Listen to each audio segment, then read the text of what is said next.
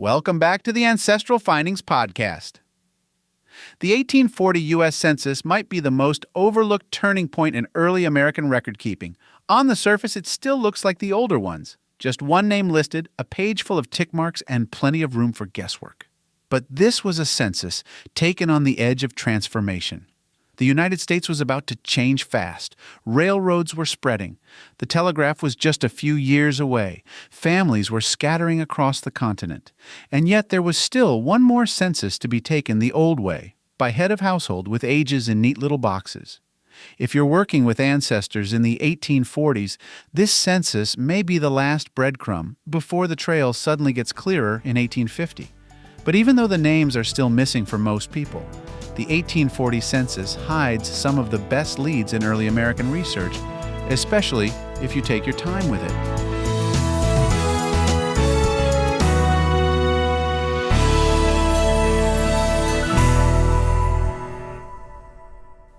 Okay, what was new in 1840?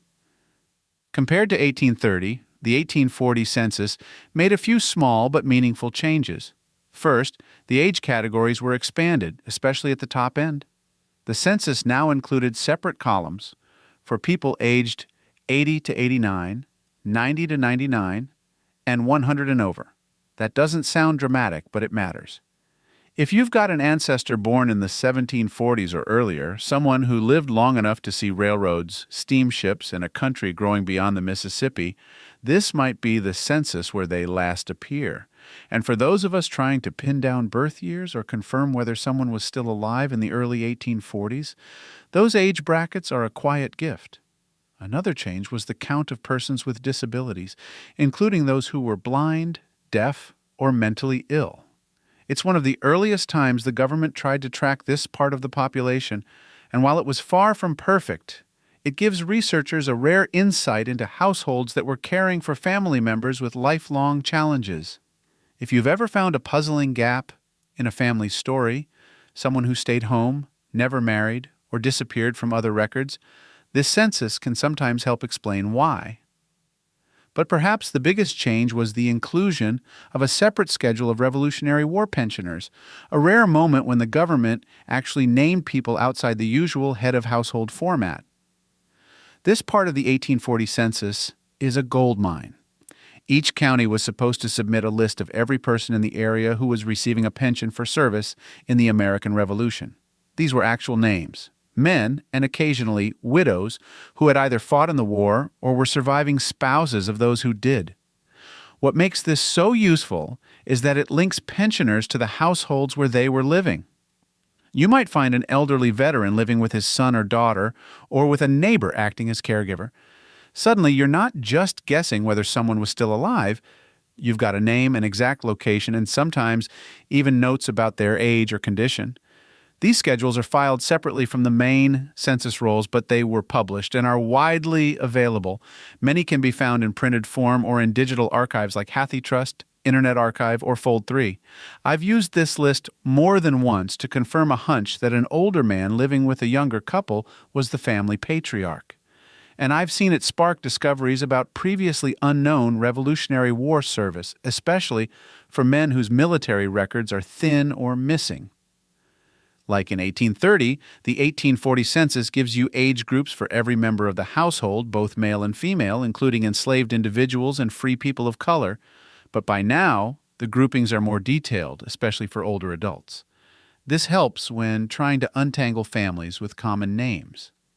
If there are two John Smiths in the same area, but one is in the 40-49 bracket and the other is 50-59, and one has older children still at home, that starts to narrow things down. If you're lucky, you'll see aging parents living with grown children, or unmarried siblings sharing a home. The layout hasn't changed much since 1830, but there's more precision tucked into those boxes. It's also worth paying attention to the younger age groups, especially for tracking children born in the 1830s, since these kids won't show up by name until the 1850 census. This earlier entry might be the only confirmation of their existence. If a child disappears between 1840 and 1850, that could point to an early death, or a marriage, apprenticeship, or move to live with other relatives. Either way, this is your best shot at anchoring their place in the household. One overlooked part of the 1840 census is the section that records how many people were employed in certain types of work. It asks whether anyone in the household worked in agriculture, commerce, or manufacturing. If you see a household with several males listed as employed in manufacturing, that tells you something about what kind of life they were living, especially in areas near mills, rivers, or growing towns. The census also asked about schools and literacy, although this wasn't always detailed at the household level. Still, if someone in the home was a teacher or operated a school, it might be noted. And in some cases, counties submitted additional schedules showing how many children attended school or how many schools existed in a township. If you're studying a town or tracing a family known for education, this might offer a clue about their role in the community. Here's how I usually work with the 1840 census in my own research.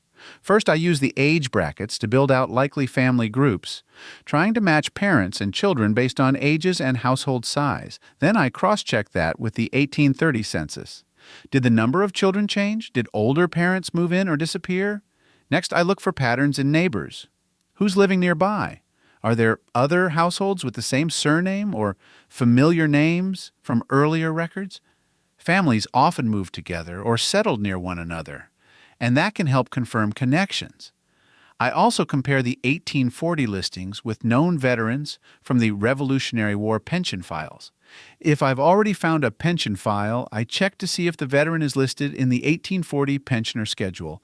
If they're not, but they were alive in 1832, I start asking why. Did they die just before the census? Did they move in with a different relative in another county?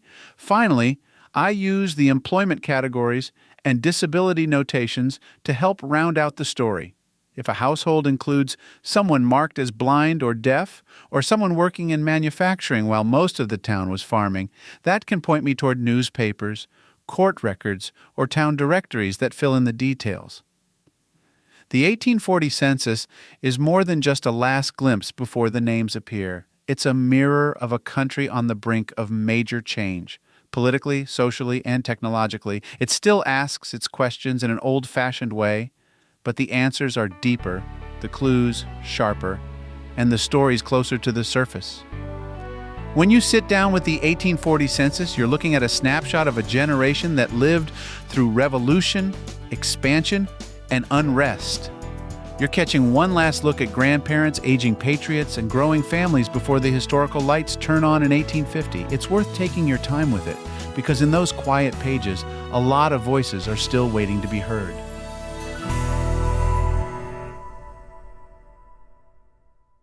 Thank you for tuning into the Ancestral Findings podcast. Be sure to visit ancestralfindings.com to grab your free genealogy ebook. Ask for a complimentary genealogy lookup, and sign up for our weekly historical postcard giveaway.